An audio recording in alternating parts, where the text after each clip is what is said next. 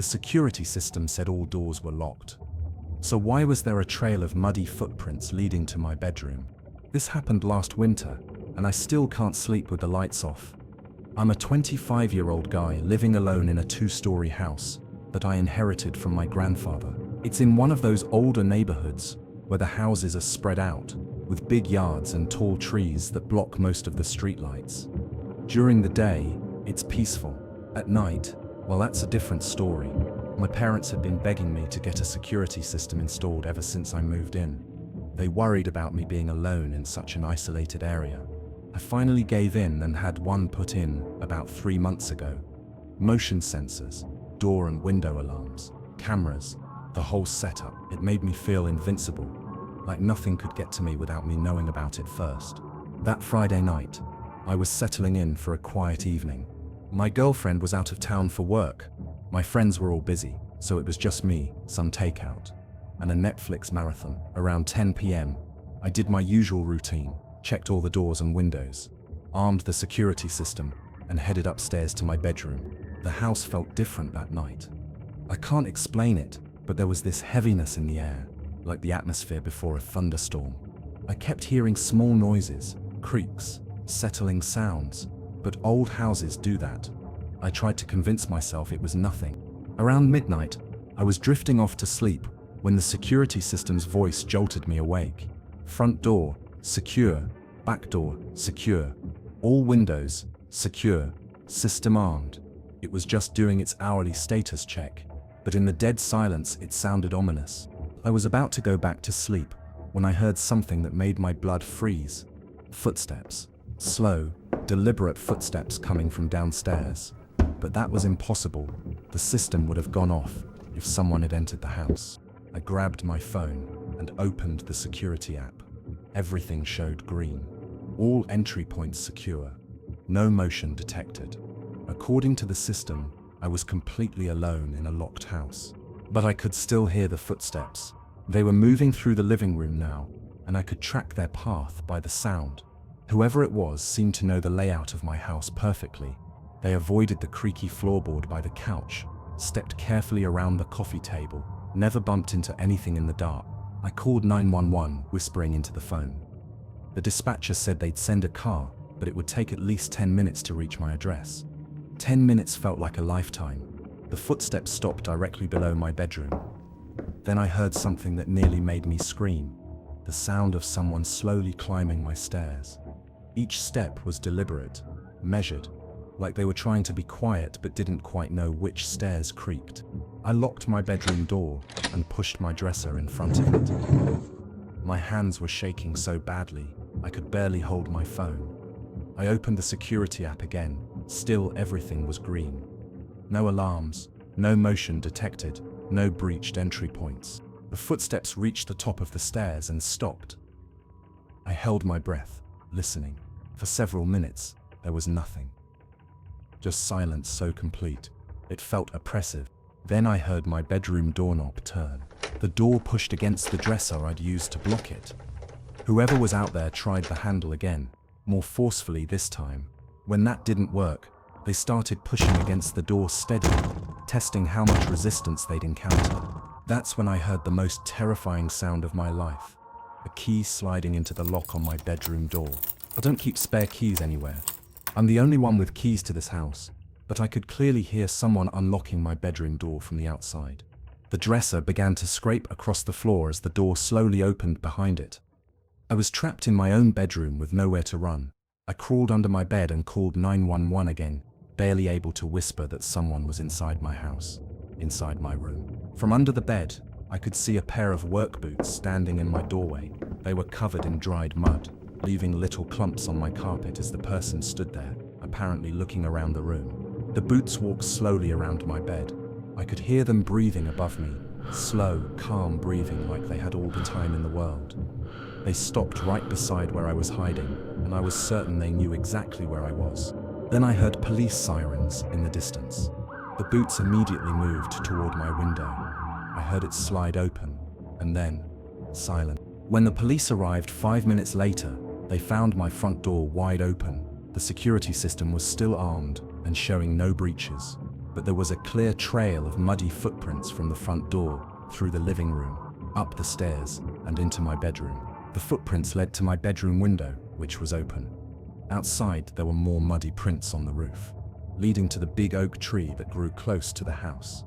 Whoever it was had climbed down and disappeared into the night. But here's the part that still gives me nightmares. When the police examined the muddy prints more closely, they found something disturbing. The mud wasn't from outside, it was from my own basement. The police went down to investigate and found that someone had been living in my basement for weeks, maybe months. There was a makeshift bed behind the water heater, canned food, bottles of water, and dozens of photos of me going about my daily life. Pictures of me cooking, watching TV, sleeping, all taken from inside my house. They also found copies of my house keys and detailed notes about my schedule, my habits, when I was usually home alone. Whoever it was had been studying me, learning my routines, preparing for something. The security system hadn't detected them because they were already inside when I had it installed. They'd been living in my house the whole time, coming and going through a basement window that they'd broken months earlier and carefully concealed. The police never caught them. They said the person had been incredibly methodical, leaving almost no evidence except for the mud trail that night. They think something spooked them into leaving. Maybe they knew their hiding place was about to be discovered. I moved out the next day and never went back. I still have nightmares about those work boots standing next to my bed, about someone watching me sleep for months without my knowledge. But the worst part is not knowing who it was or why they chose me. Sometimes I wonder if they followed me to my new place. If they're still out there, still watching, still waiting for the perfect opportunity to make themselves at home again. I thought I was going crazy until I found the recordings hidden in my air vents. My name is Marcus, and I'm a 28-year-old freelance graphic designer. I work from home, which means I spend most of my time alone in my apartment. It's a decent place, second floor of a converted house, 1 bedroom, good natural light for my work. I'd been living there for about 8 months when things started getting weird. It began with small things. I'd come back from running errands and find my computer moved slightly on my desk. My coffee mug would be in the dishwasher, even though I was sure I'd left it on the counter, books rearranged on my shelves. Nothing major, just little details that made me think twice. I figured I was overworking myself. Long hours staring at screens can mess with your head, make you forgetful, but the incidents kept happening, and they were getting more noticeable. One Tuesday morning, I woke up to find a sandwich in my refrigerator that I definitely hadn't made. Ham and cheese on white bread, cut diagonally, sitting on a plate on the middle shelf. I live alone. I don't even buy white bread. I'm more of a whole grain guy. That's when I started paying closer attention. I began taking photos of my apartment before I left, just to see if things were actually moving or if I was losing my mind. Sure enough, when I compared the photos to how I found things when I got home, there were differences. Subtle ones, but definite changes. My couch cushions would be rearranged. My TV would be on a different channel.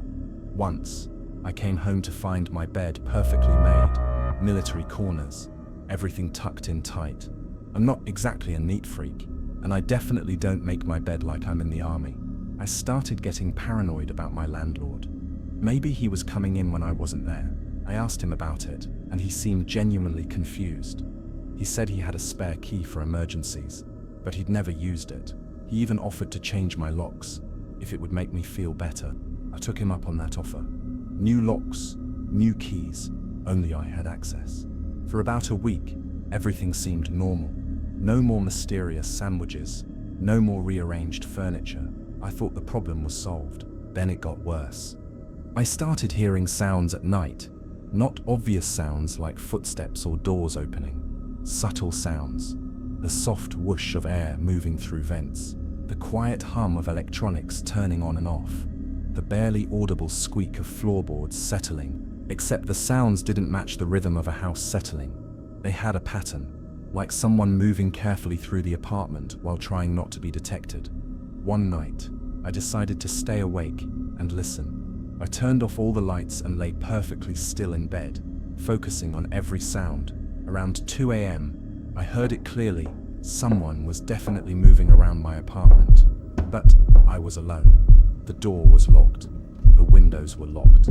According to every rational explanation, no one could be in my apartment with me. I grabbed a baseball bat and searched every inch of the place. Closets, under the bed, behind furniture, even inside cabinets big enough for a person to hide. Nothing. No sign that anyone had been there. But when I went back to bed, I found something that made me question my sanity. On my pillow was a note written in handwriting I didn't recognize. "You're getting warmer." That's when I installed security cameras. Small ones, hidden in various spots around the apartment.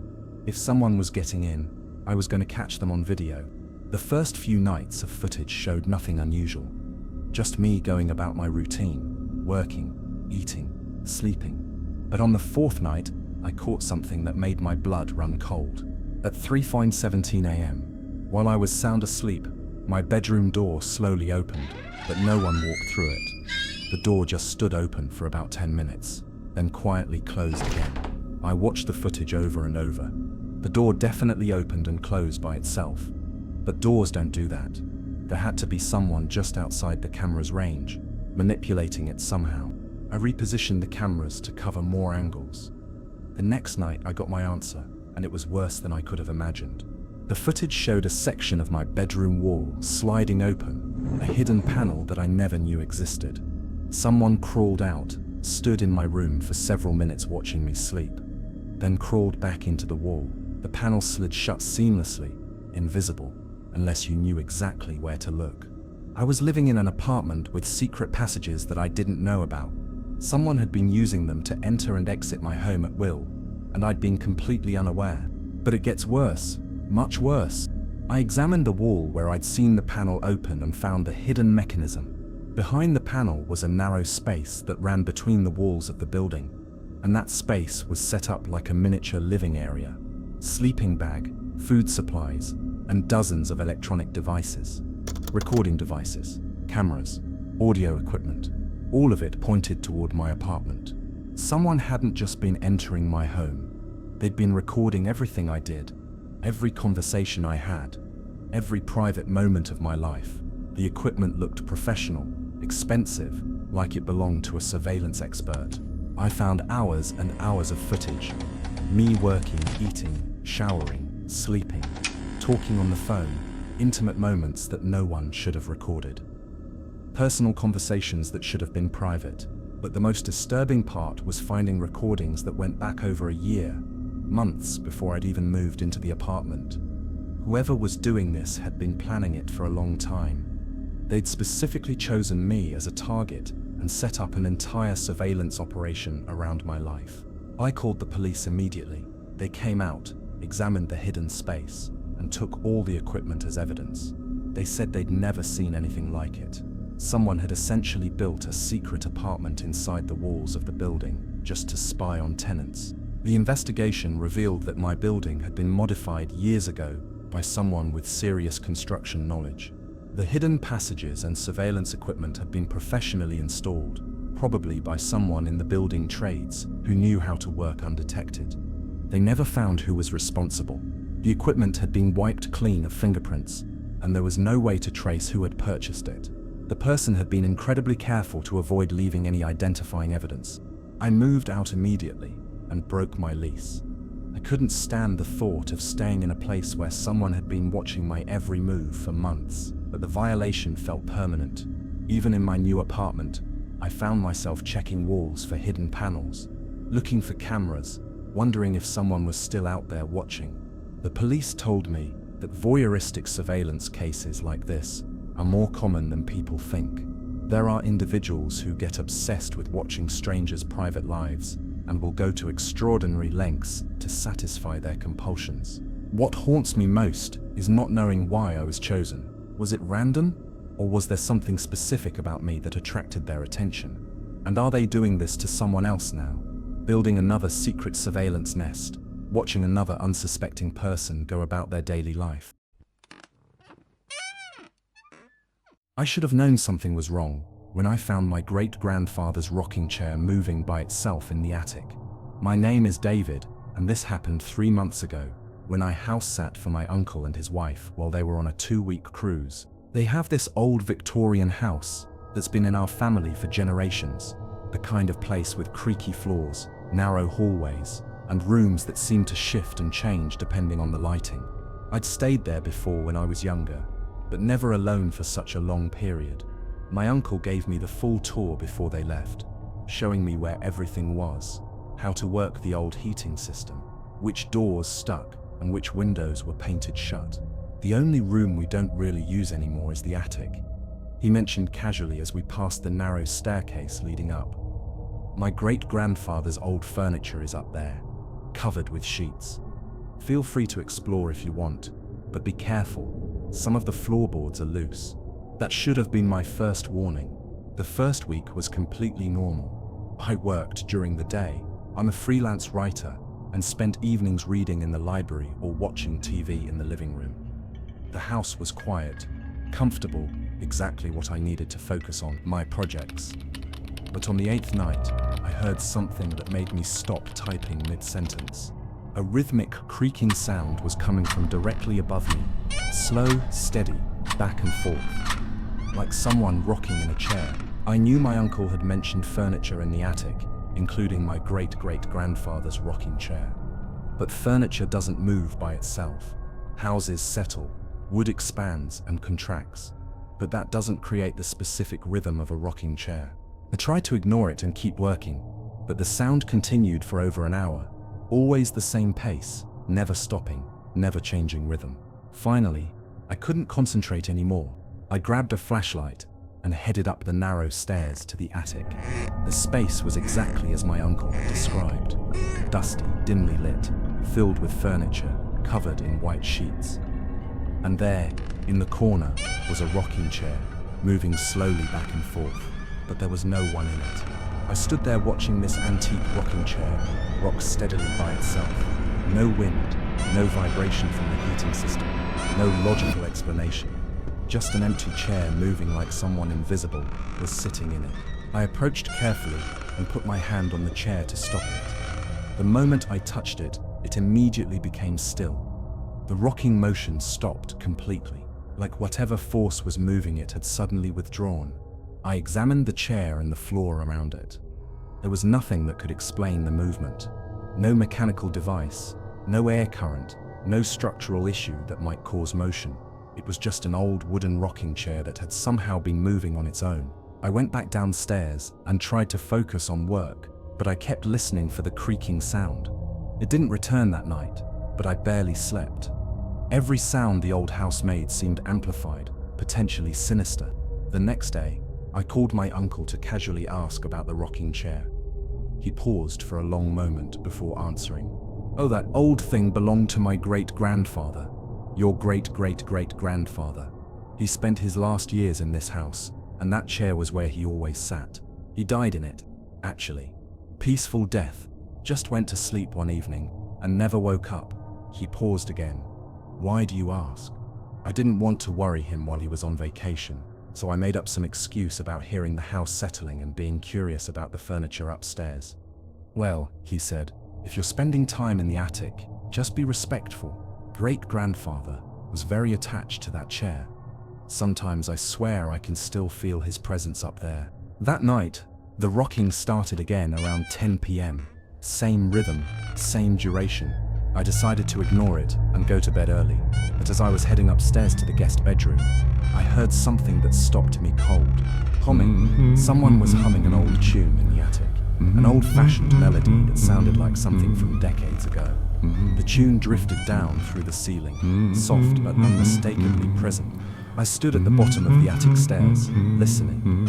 The humming continued for several minutes, intermingled with the creaking of the rocking chair. It sounded like an elderly man contentedly rocking and humming to himself. But I was alone in the house. I climbed the stairs slowly, flashlight in hand. As I got closer to the attic, the humming became clearer. It was definitely an old tune, something I vaguely remembered from childhood. But as soon as I reached the top of the stairs, both the humming and the rocking stopped instantly.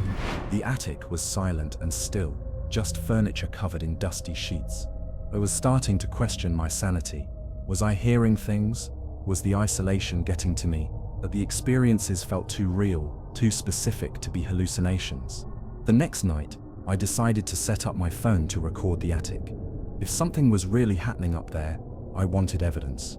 I positioned my phone on the attic stairs, aimed toward the rocking chair, and let it record all night. In the morning, I eagerly checked the footage. What I found defied explanation. The video clearly showed the rocking chair moving by itself for hours during the night. But more disturbing was what else the camera captured.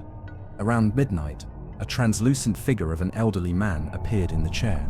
He was wearing an old-fashioned vest and had a grey beard. He sat in the chair, rocking gently, occasionally humming. Sometimes he seemed to be looking around the attic, as if checking on things. Other times he appeared to be looking directly at the camera, directly at me. I watched the footage over and over. The figure was clearly visible but transparent, like an old photograph, superimposed on the real scene. He stayed in the chair for most of the night, disappearing just before dawn. I called my uncle immediately, not caring about interrupting his vacation. "You need to tell me about our great-grandfather," I said. "The one who died in the rocking chair. What was he like?" My uncle was quiet for a long moment.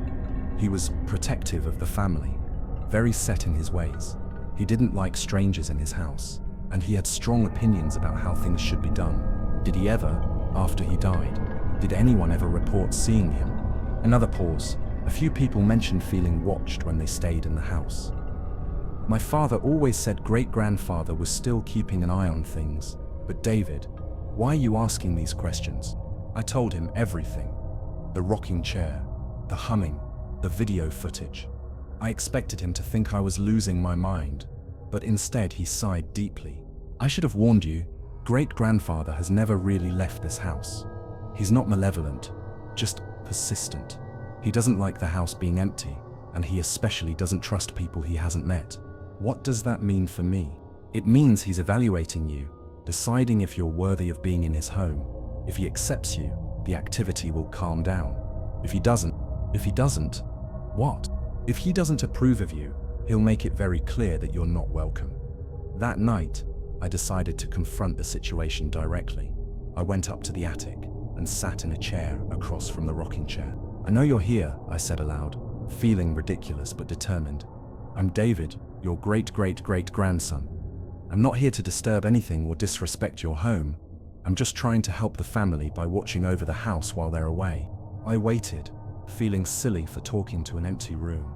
But slowly, the rocking chair began to move. And then I heard his voice. Not humming this time, but speaking. His words were faint but clear. "You have your father's build. He was a good man." The chair continued rocking for a few more minutes, then gradually slowed to a stop. I felt a sense of approval, acceptance. Something had shifted in the atmosphere of the room. For the remaining nights of my stay, the activity continued, but it felt different, less intrusive, more like sharing the space with a benevolent presence. The rocking chair still moved, and I occasionally heard humming, but it felt peaceful rather than threatening. On my last night, I went up to the attic to say goodbye. "Thank you for letting me stay in your home," I said to the empty chair. I tried to take good care of it. The chair rocked slowly twice, then stopped. I took that as acknowledgement. When my uncle and his wife returned, I told them about my experiences. My uncle nodded knowingly. "He approved of you," he said. "Great-grandfather only speaks to family members he trusts. You've been accepted into the house's history now." I still visit that house occasionally, and I always spend a few minutes in the attic. The rocking chair moves sometimes, and I've heard the humming on quiet evenings, but now it feels like a connection to family history rather than something to fear.